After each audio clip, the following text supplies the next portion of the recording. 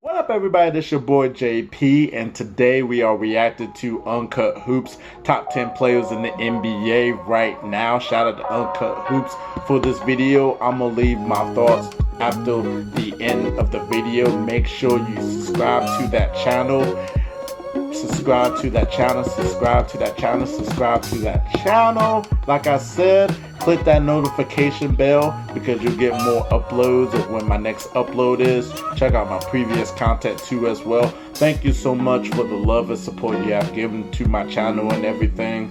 And leave your comment down below and give me your thoughts on who you think is your top 10 players in the NBA today. Tell me who your top 3 is, number 1, top 5. I love engaging with people and everything. Just let me know who you think is the best in the NBA or your top 10 players in the NBA in the comments down below. Follow my social media on Facebook, ItzJustJP, Instagram, ItzJustJP, Twitter, JPFranchise57, and we'll have that in the video too as well. And without further ado, let's get to the video. What's up, guys? Welcome back to the channel. And as you know, the NBA season has started, and with that happening, I think it's only appropriate to release my top 10 players in the NBA. And like with any top 10 list, it is subjective. It's my personal opinion, and it is very hard to narrow it down to 10 players. Now, my main criteria comes down to 5 things. Number 1 being how these players perform in the playoffs. Number 2 being their impact on offense as well as defense. Number 3, how they perform in late game situations and how clutch they are. Number 4, being the eye test and the intangibles and just watching the games and observing the players. And at number 5, we have consistency and how consistent these players are in their regular season all the way to the playoffs. And I also do want to mention one thing, and that is that in my list, I will evaluate a player who's been in the NBA longer and has proven more stuff over a guy who's an up-and-coming player and hasn't really proven much. So just keep that in mind when you see my list. So, starting off at number 10, I have Jimmy Butler. And after the 2020 playoffs, I think Jimmy, he definitely deserves this number 10 spot, and he deserves everyone's respect. And I think it was a big surprise how well Jimmy played in the playoffs, as during the regular season, he was pretty average for Jimmy Butler's standards, only averaging 19.9 points per game, 6.7 boards, and 6.0 assists on 45, 24, and 83 splits. And throughout the year, he really could not make a jump shot outside of 12 feet, and he really struggled shooting the 3-point shot. Now, one of the major things that makes me put Jimmy in my top 10 is the intangibles he brings to this Miami Heat team. He's a great leader, he has a great mentality, he never gives up, and you know what you're going to get from him on a night-to-night basis. I also think Jimmy, he's a rare skill of instilling confidence in the young guys like Tyler Hero, Kendrick Nunn, as well as Bam. And I think him going to Miami, that is a perfect place for him to thrive, as him and the Heat organization, they both have one goal, and that is winning championships. Now, getting back to the 2020 playoffs and how Jimmy performed, he averaged 22.2 points per game, 6.5 boards, and 6.0 assists on 49, 35, and 86 splits.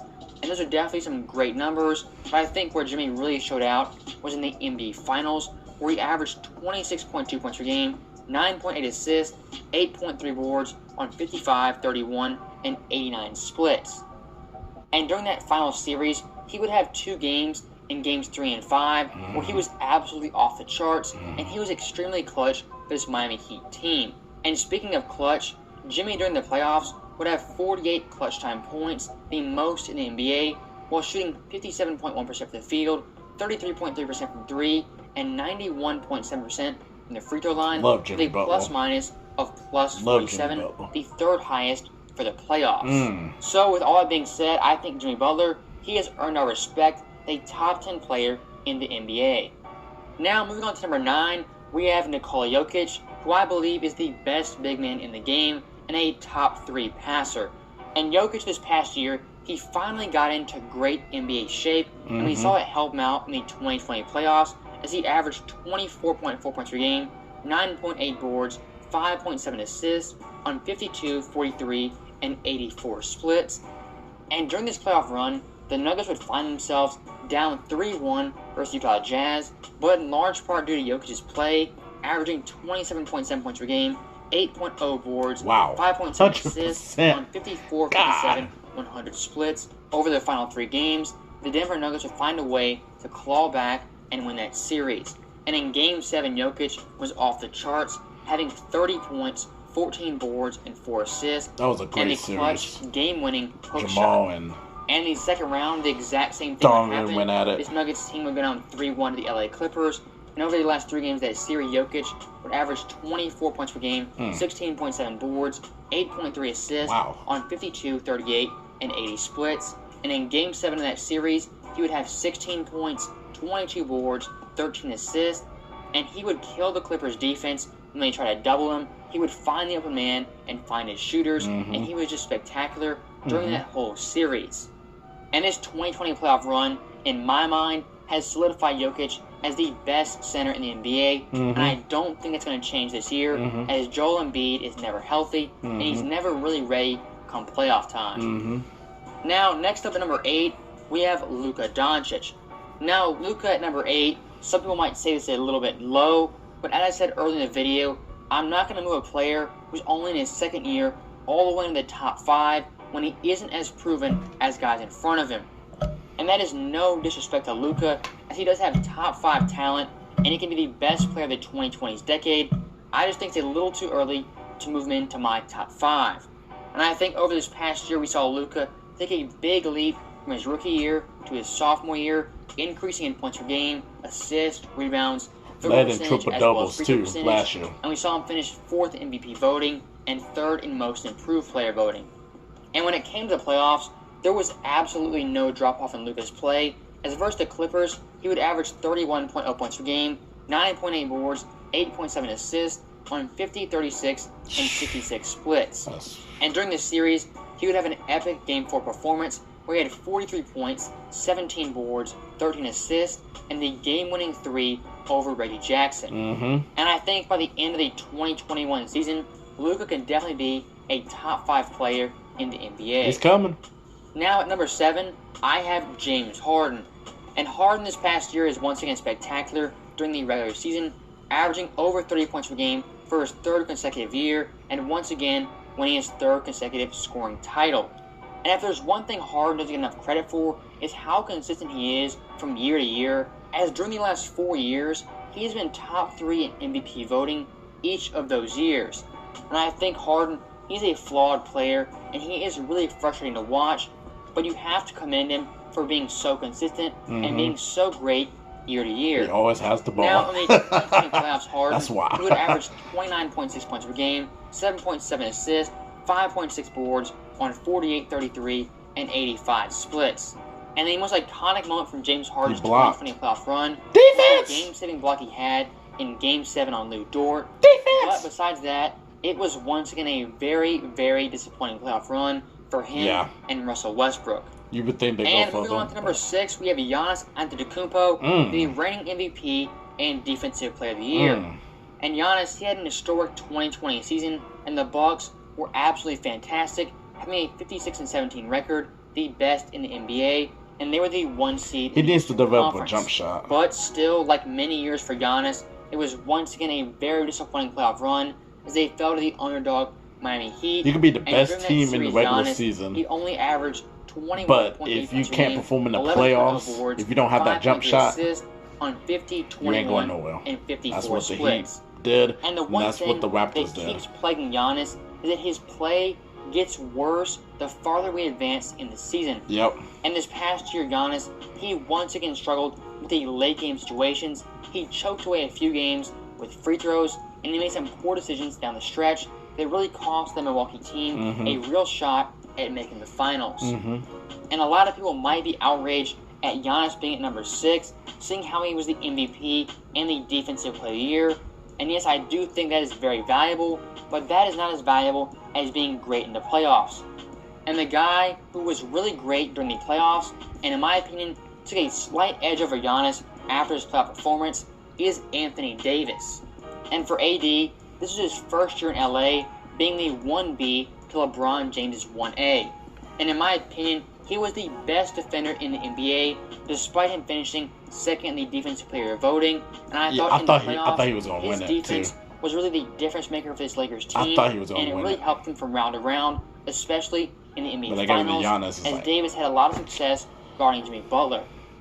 And if you go back and watch the tape, AD was consistently guarding 2 through 5, and he was doing it very effectively. And I think his wingspan, his mobility, his quickness, how fast he is, it really helps him be an elite defender. And the most important thing is that he's a smart defender, and he knows when to help, when to hedge, when to dive, and just when to make the right play. And really the one thing that impressed me a lot is how him and LeBron James, they really came together and formed the best duo in the entire NBA. It was scary. And during the 2020 playoffs, Anthony Davis, he averaged 27.7 points per game, 9.7 boards, 3.5 assists on 57, 38, and 83 splits. And I think that, combined with his elite defensive play, that makes him a top 5 player in my opinion, and also how he played in the clutch. Now the Lakers, they didn't have many games that qualified as clutch games, but in the games that did, AD averaged 2.0 points per game. That was the most on his team. He shot 75% from the field, 67% from 3, and 75% from the line, and he had the game-winning buzzer beater versus the Denver Nuggets. And I think just the overall impact he had on every single series, and the Lakers winning the championship, that makes AD number 5 on my list, and better than Giannis Antetokounmpo. Now at number 4, I have Steph Curry. And Steph, he is coming off a year where they only played 5 games, and despite that, I still have him in my top 5 at number 4. And me having Steph at number 4, it's really because the respect he's earned and how the past 4 years, one of those players that don't have anything to prove top 5 anymore player in the to NBA. as well. And right now at this point, I am not willing to change that based on him missing a handful of games. He's not a Hall of Famer. And I think by the end of the year, maybe Steph could fall out of the top 5. Some guys could leapfrog him, but at this moment in time, Steph Curry, in my opinion, he is still a top 5 player in the NBA, and his offensive game is still elite, and he's still a great, great player. Now, at number 3, I have one other guy who is also coming off a major injury, and that is Kevin Durant. And we haven't seen KD play basketball for roughly 18 months. He's looking good now. I've seen and what I've He's looking good now. He is back to his old Kevin Durant form, and that's why I have him at number 3. He's looking good. And much like Steph, I have a lot of respect for what KD has done over the past 5 years. Another player that don't have anything to prove to you as well. It's purely based on that respect. And I think by the time the 2021 season is over, Kevin Durant is going to be competing for that number 1 spot. But right now at this moment, I'm not willing to put Kevin Durant higher than number 3. That injury. So at number 2, I do have Kawhi Leonard. And Kawhi, he's still one of the best two-way players in the NBA, and he's an elite scorer. I know the Clippers had a very disappointing show in the bubble, and their team was really dysfunctional. But Kawhi, during that run, he still averaged 28.2 points a game, 9.3 boards, and 5.5 assists on 49, 33, and 86 splits. And I think this Clippers team, they were by far the most disappointing team of the season, and they were probably the most disappointing team of the decade, as coming into the year, they had extremely high expectations, and that did include winning a championship. And them not making the Western Conference Finals, that was already bad, but the way they went out, blowing a 3-1 lead to the Denver Nuggets, that made it 10 times worse. And Kawhi, when they blew a 3-1 lead, he would only average 25.0 points a game, 7.7 boards, 5.5 assists on 41, 42, and 93 splits. And for Kawhi standards, those numbers are not up to par, and at best, they are average. So I think Kawhi at this number 2 spot, he's almost a placeholder, and I think by the end of the year, someone will probably jump him if he doesn't win a championship for the Clippers. Now at number 1, I think this is obvious, it's undisputed, and it's virtually unanimous.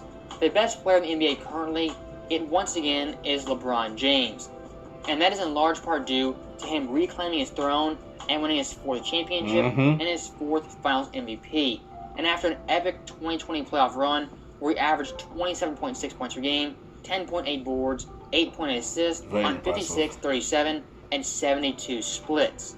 And I think one of the things that really wasn't talked about when it comes to LeBron's 2020 playoff run is how efficient he was from round to round. Yep. In the first round, he averaged 27 a game on 60% shooting. The second round averaged 26 on 51% shooting. In the Western Conference Finals, he averaged 27.0 points per game on 54% shooting. And in the finals, he averaged nearly 30 points per game on 59% shooting. And I think a player dominating all 4 rounds like LeBron did on that high efficiency, that's why LeBron, he is once again the best player in the world, and he's going to hold his #1 spot until someone can knock him off. So that right there was my top 10 players in the NBA. It was a very difficult list to make, and I think the most difficult part of the list was the 5 through 10 spot. I think 1 through 4, it was pretty obvious to a lot of people, and I think having LeBron #1, that was the most obvious thing in this whole video. And like I said earlier in the video, this list could definitely change by the end of the year, but right now I feel like this list is definitely accurate in representing the top 10 players in the NBA. So with that being said, thank you guys for watching. I'll see you guys next time. Yeah, thank you so much for that list and everything.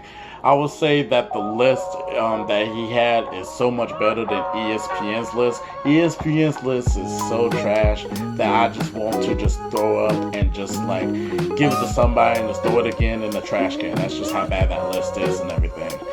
Just a couple things I was just highlighting while I was just watching his top 10 and everything. Like, I understand where he's coming from and the criteria that he's following and stuff in terms of accolades. He's doing more accolades and everything with the stats and people that's already been proven. So it's understand why he has LeBron, KD, Steph, Kawhi Leonard right there as the 4 best players, because of the accolades of what they've done in the past and everything. Totally understand.